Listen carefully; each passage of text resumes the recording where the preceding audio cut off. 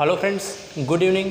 Dream of Bharat के online classes में आप सभी का स्वागत है। फ्रेंड्स, हम पुनः उपस्थित हैं, क्लास को कंटिन्यू करेंगे और आज हम लोग बहुत ही एक महत्वपूर्ण टॉपिक पे चर्चा करने वाले हैं, डिस्कस करेंगे। और ये टॉपिक है दिल्ली सल्तनत, गुलाम वंश का एक सुल्तान बलबन, गयासुद्दीन बलबन के बारे में हम आज पूरा डिटेल से चर्चा करेंगे।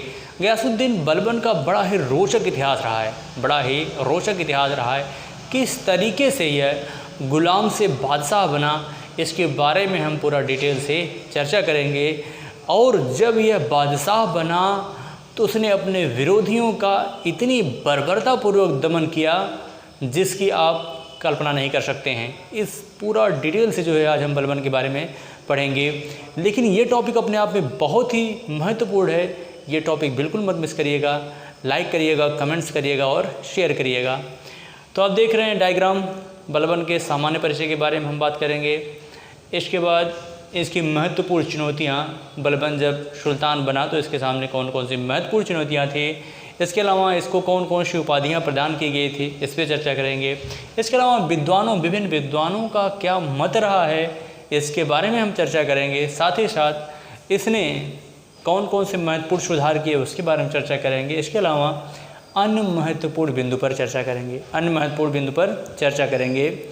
तो बलबन के बारे में जानकारी जो प्राप्त होती है उसका कौन सा सोर्स है, पहले हम सोर्स की बात कर ले रहे हैं। तो फुतुह सलातीन पहला सोर्स जो है वह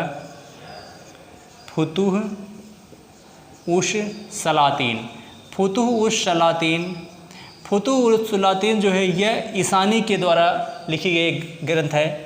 फुतुह सलातीन ईशानी फुतुह सलातीन ग्रंथ जो है ईशानी के द्वारा लिखा गया है। और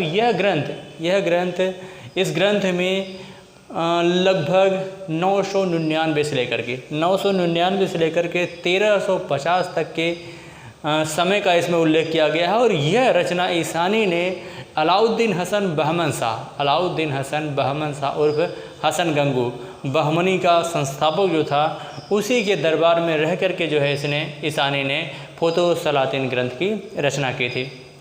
इसके बाद अगला जो ग्रंथ है किताबुल रहला, अगला सोर्स कौन सा है, यह है किताबुल रहला।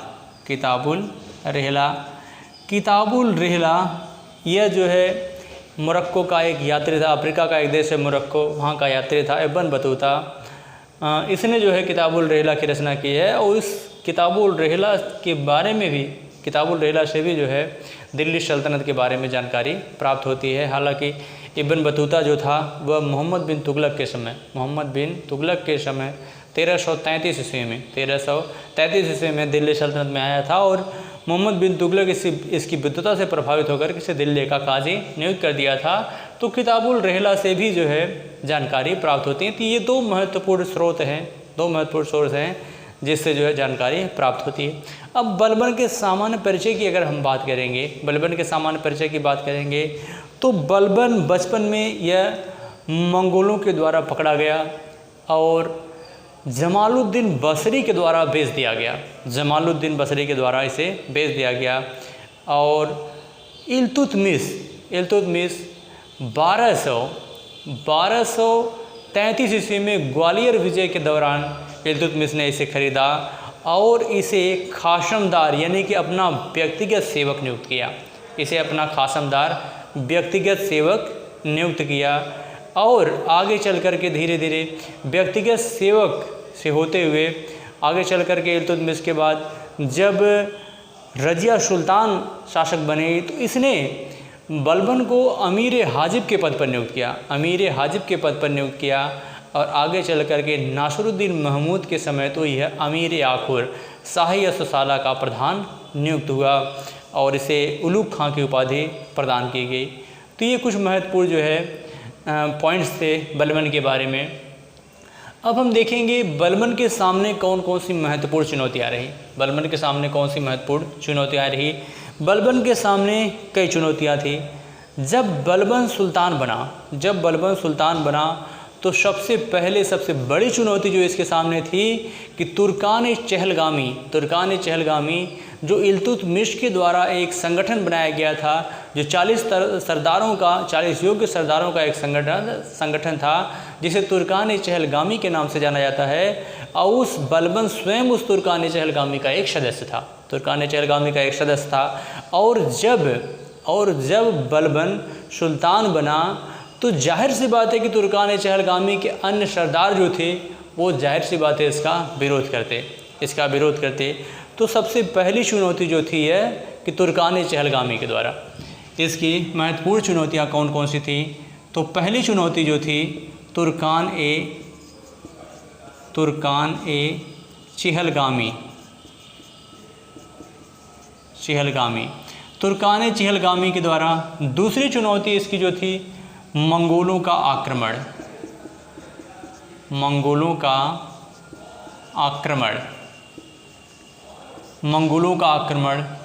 तीसरी जो चुनौती थी वह राजपूतों और मेवातियों का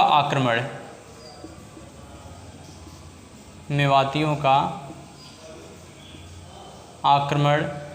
और अगली जो चुनौती थी बंगाल का विद्रोह।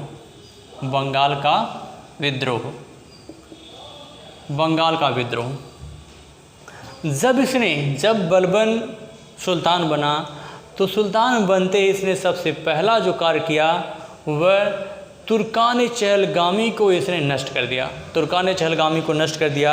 कारण ये था कि बलबन ने बहुत करीब से देखा था कि तुर्कान चहलगामी के सदस्य जो थे वो कैसे सुल्तान के विरुद्ध षड्यंत्र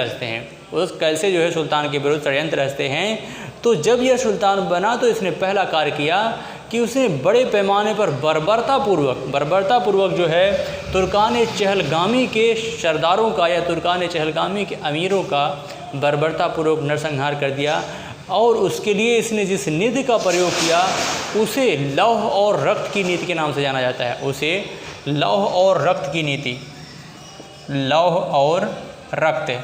लौह और रक्त की नीति के माध्यम से बलबन ने अपने विरोधियों का दमन कर दिया। लौह और रक्त की नीति के माध्यम से तुर्कान चहलगामी को स्थापित किसने किया था? तुर्कान चहलगामी को एस्टेब्लिश करने वाला सुल्तान इल्तुतमिश था, जबकि तुर्कान चहलगामी को समाप्त करने वाला कौन था सुल्तान?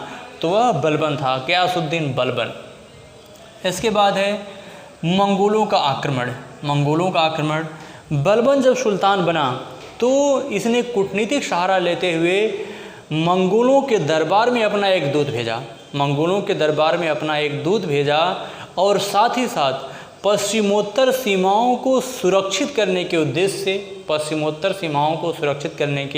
उद्देश्य से इसने कई किले बनवाए तथा इसने अपने पुत्र सुल्तान मोहम्मद को पश्चिमोत्तर सीमाओं की सुरक्षा का उत्तरदायित्व सौंप दिया। और सुल्तान मोहम्मद एक योग्य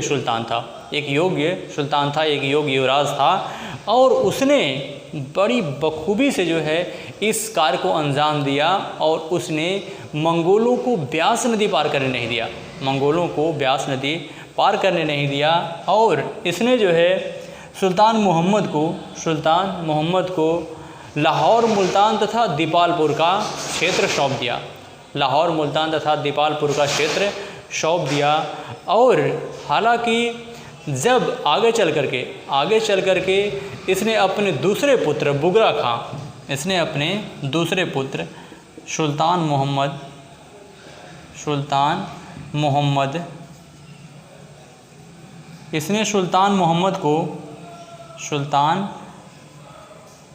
मोहम्मद को लाहौर,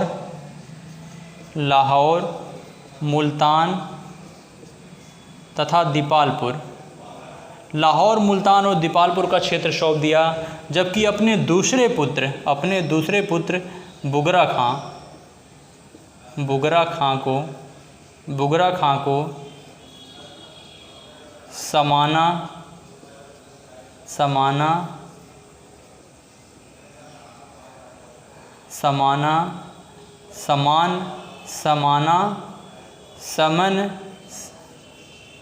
सुमन, समाना सुमन और भटिंडा, समाना सुमन और भटिंडा, ये क्षेत्र इसने बुगरा खां को सौंप दिया। लेकिन आगे चल करके बलबन ने बुगरा खां को आगे चल करके इसने बंगाल का गवर्नर नियुक्त कर दिया, और यह पूरा उत्तरदायित्व जो है सुल्तान मोहम्मद के ऊपर आ गया। और लगातार मंगोलों का आक्रमण हो रहा था, और मंगोलों से ही पश्चिमोत्तर सीमाओं की सुरक्षा करते हुए सुल्तान मोहम्मद शहीद हुआ, सुल्तान मोहम्मद मारा गया। और सुल्तान मोहम्मद को बाद में इसने शहीद-ए-आज़म की उपाधि प्रदान की। सुल्तान मोहम्मद को इसने सुल्तान मोहम्मद को इसने शहीद-ए-आज़म की उपाधि प्रदान की। और सुल्तान मोहम्मद एक विद्वान तथा विद्वानों का संरक्षक था। इसने जो है इसी के समय अमीर खुसरो एवं अमीर हसन ने अपना जीवन की शुरुआत की थी। अमीर खुसरो एवं अमीर हसन ने अपना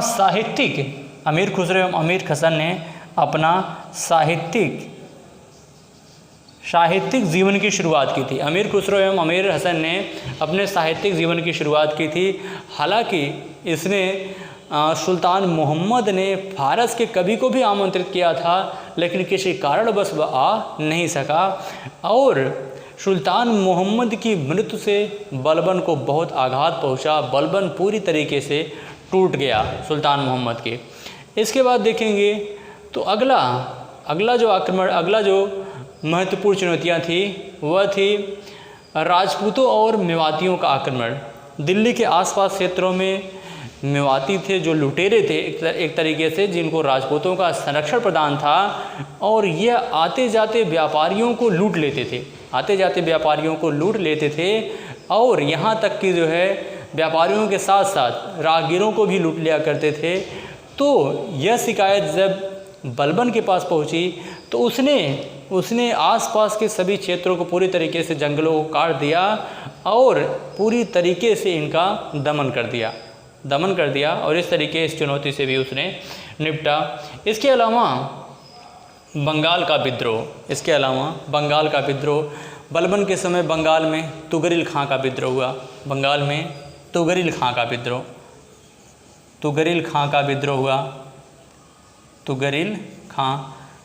खां का विद्रोह हुआ। और जब तुगरिल खां का विद्रोह हुआ तो तुगरिल खां के विद्रोह को दबाने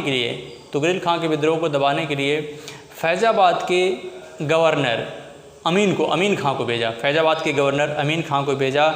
अमीन खां पराजित हुआ, जिससे क्रोधित होकर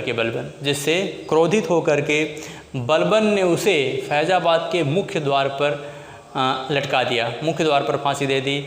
इसने अपने एक दूसरे सेनापति को भेजा, वह भी पराजित हुआ और उसे भी जो है मृत्युदंड दिया। और अब जो है बलबन स्वयं बंगाल अभियान पर जाने का निर्णय किया। और जब इस बात की खबर तुगरिल खां को लगी तो तुगरिल खां डर के मारे जो है वह राज्य छोड़ करके भाग गया। और हालांकि बाद में उसकी जो है हत्या कर दी गई। और इस तरीके से यह पहला अवसर था जब बलबन राज दरबार से बाहर गया था। और उसने उसके सभी संबंधियों को, तुगरिल खां के सभी संबंधियों को पकड़ करके उसने उन्हें कठोर सजा दी। और साथ ही साथ लोगों को यह संदेश भी दिया कि अगर जो है कोई दोबारा पुनः विद्रोह करेगा तो उसका भी यही हाल होगा। और उसने अपने पुत्र बुगरा खां को भी यह सख्त हिदायत दी। हालांकि मौत का यह मंजर देख करके बुगरा खां ने सुल्तान की इच्छा को त्याग दिया, सुल्तान बनने की इच्छा उसने त्याग दी। इसके बाद देखेंगे अगला, इसकी कौन कौन सी उपाधियाँ अगर उपाधियों की बात करेंगे तो सुल्तान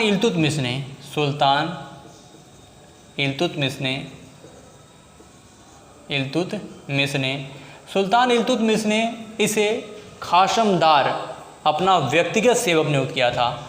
खाशमदार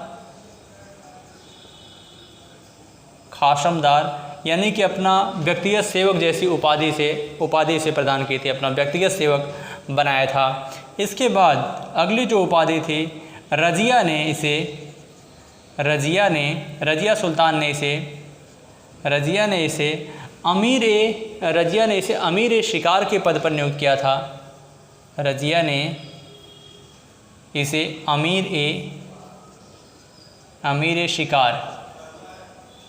अमीर शिकार के पद पर नियुक्त किया था। इसके अलावा मुइजुद्दीन बहराम शाह ने इसे अमीर हाजिब के पद पर, मुइजुद्दीन बहराम शाह ने इसे अमीर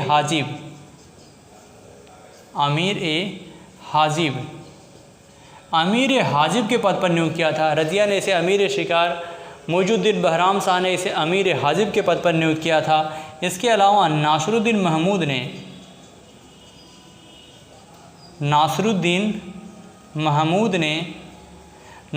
महमूद ने इसे अमीर आखुर के पद पर नियुक्त किया था।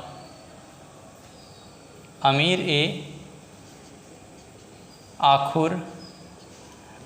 आखुर के पद पर नियुक्त किया था। इसके अलावा इसने दिल्ली सल्तनत का यह पहला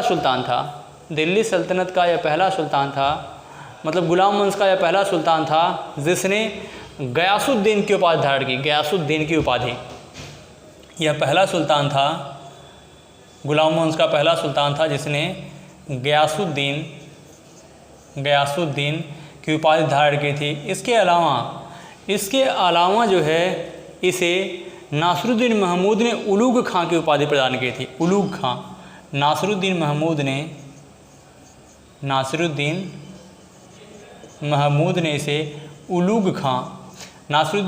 ने इसे उलूग खां की उपाधि प्रदान की थी। इस तरीके से ये इसके कुछ महत्वपूर्ण पद थे जो पद बलबन को प्रदान किया गया था। इसके अलावा ये इसकी महत्वपूर्ण उपाधियाँ थी, गयासुद्दीन और उलूग खां जैसी उपाधियाँ इसको प्रदान की गई थी। इसके अलावा बलबन अपने आप को ईरान के बहमन शाह का, ईरान का जो है अफरासियाब का वंशज मानता था। यह बलबन अपने आप को ईरान के अफरासियाब का वंशज मानता था। बलबन अपने आप को ईरान के अफरासियाब का वंशज मानता था। इस तरीके से जो है ये इसके बारे में महत्वपूर्ण चीज़ें थी।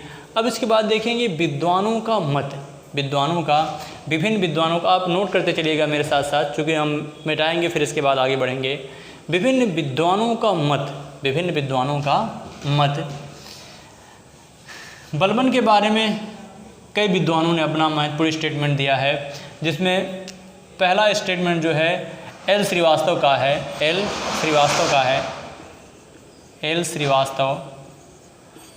का पहला स्टेटमेंट है। इनका स्टेटमेंट है कि बलबन भी इल्तुतमिश की भांति एक इल्बारी तुर्क था। बलबन भी इल्तुतमिश की भांति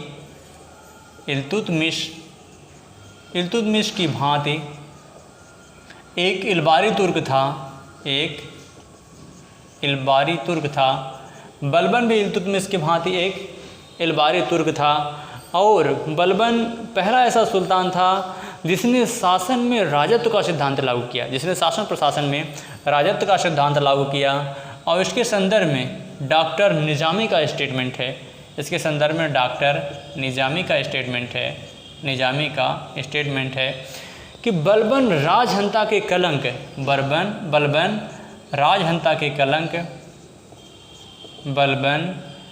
राजहंता के कलंक को धोने, बलबन राजहंता के कलंक को धोने तथा दासता से मुक्त न हो पाने के कारण, कलंक को धोने तथा दासता से मुक्त न हो पाने के कारण मुक्त न हो पाने के कारण वह शासन का उत्तराधिकारी नहीं था, वह शासन करने का उत्तराधिकारी नहीं था। बलबन राजहंता के कलंक होने तथा दासता से मुक्त न हो पाने के कारण वह शासन करने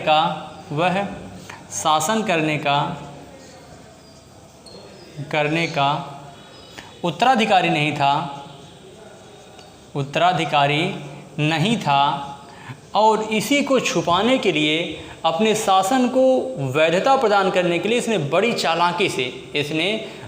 चालाकी से जो है इसको अप्लाई किया, इसको लागू किया।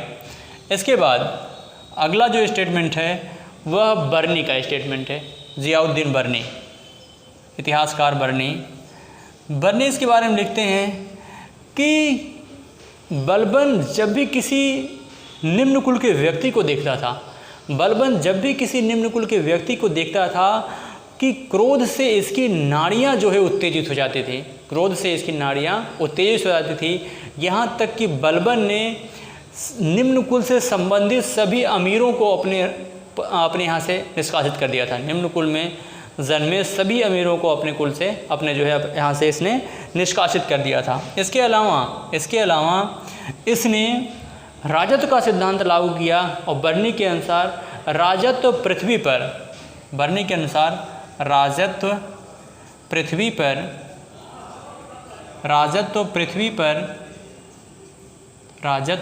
पर ईश्वर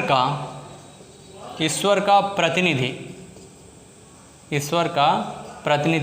राजत्व पृथ्वी पर ईश्वर का प्रतिनिधि या नियाबते खुदाई है और सुल्तान पैगंबर के बाद दूसरा व्यक्ति है। सुल्तान जो है पैगंबर के बाद दूसरा व्यक्ति है, या सुल्तान ईश्वर या पैगंबर की छाया है। सुल्तान पैगंबर की छाया है और इस तरीके से उसने ज़िल्ले इल्लाह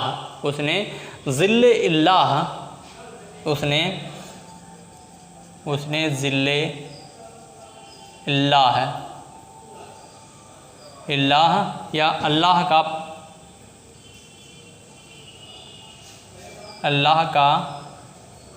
प्रतिनिधि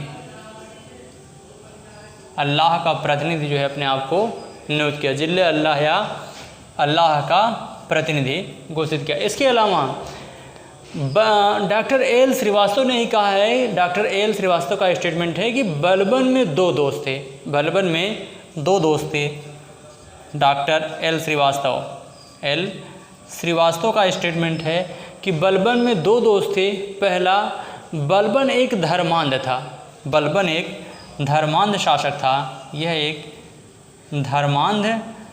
था।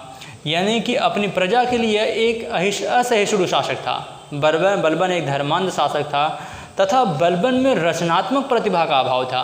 बलबन एक धर्मांध सुल्तान था तथा इसमें रचनात्मक प्रतिभा का अभाव था। और आगे चल करके ये कुछ प्रमुख विद्वानों का स्टेटमेंट था, जिसमें एल श्रीवास्तव थे, ईसानी थे, इसके अलावा डॉक्टर निजामी थे, ज़ियाउद्दीन बर्नी थे। ये कुछ फेमस स्टेटमेंट हिस्टोरियंस थे जिन्होंने इसके बारे में स्टेटमेंट दिया है। इसके बाद आगे देखेंगे इसने कौन कौन से महत्वपूर्ण सुधार किए, इसको आप नोट कर लीजिए। तो बलबन ने सेना का सुधार करते हुए, सेना को सुदृढ़ करते हुए उसने सेना के लिए एक नए विभाग की स्थापना की। उसने सेना के लिए नए विभाग यानी कि दीवान-ए-अर्ज विभाग की स्थापना की। बलबन ने दीवान-ए-अर्ज विभाग की स्थापना की। उसने दीवान-ए-अर्ज विभाग की स्थापना की।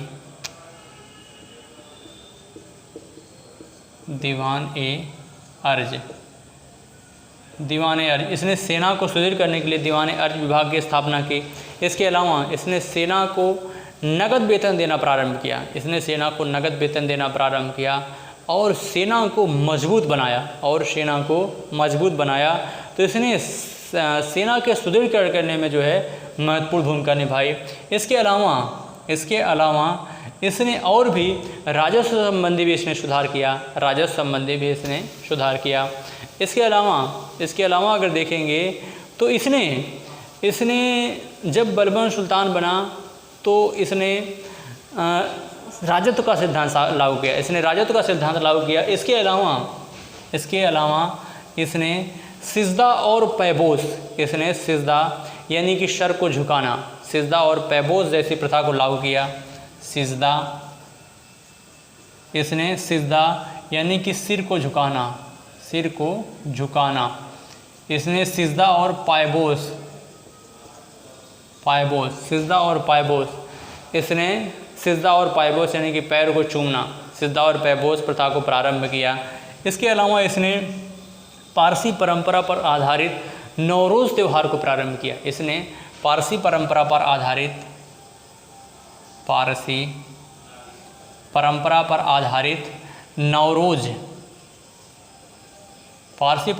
आधारित नवरोज़ त्यौहार को प्रारंभ किया। इसके अलावा जिसको आगे चल करके सिजदा और पैबोस को मुग़ल बादशाह शाहजहाँ ने समाप्त किया था, जबकि नवरोज़ त्यौहार आगे चल करके जो है औरंगजेब के द्वारा समाप्त किया गया था। इसके अलावा देखेंगे तो बलबन ने गुलाम वंश में एक नए वंश की स्थापना की थी, जिसे बलबनी वंश के नाम से जाना जाता है। जिसे किस नाम से जाना जाता है? तो इसने गुलाम वंश में एक नए वंश की स्थापना की थी, जिसे बलबनी वंश के नाम से जाना जाता है। और साथ ही साथ जो है इसने इसका गैर यानी कि दिल्ली सल्तनत में गैर तुर्कों को शामिल करने की परंपरा जो प्रारंभ हुई, उसको बलबन ने ही शुरू किया। और साथ ही साथ यह पूरे राजसी इसने अपने दरबार को पूरे वैभव के साथ सजाया गया, जो ईरानी परंपरा पर आधारित था, जो ईरान की तर्ज पर इसने दरबार को पूरा भव्य सजाया। और दरबार में जब भी आता था यह पूरा राजसी ठाट बाट के साथ आता था, तथा इसने यह सुल्तान बनते ही इसने मदिरा का त्याग कर दिया। और इसके अलावा इसने निम्न लोगों से मिलना भी बंद कर दिया, मिलना जुलना बंद कर दिया। और यहाँ तक कि जो है इसने शासन व्यवस्था को सुदृढ़ करने के लिए एक व्यक्ति को, यानी कि कोई भी व्यक्ति जो एक अपने गुलामों पर अत्याचार करता है, जिसको इसने कठोर दंड दिया। इस तरीके से बलबन से संबंधित जितने भी क्वेश्चन बन सकते थे उन सारे टॉपिक पे मैंने डिटेल से चर्चा किया। और अब मुझे लगता है कि ये टॉपिक यहीं पे कंप्लीट होता है, और फिर मिलेंगे एक बेहतर क्लास के साथ। तब तक के लिए इजाज़त दीजिए। जय भारत, जय हिंद।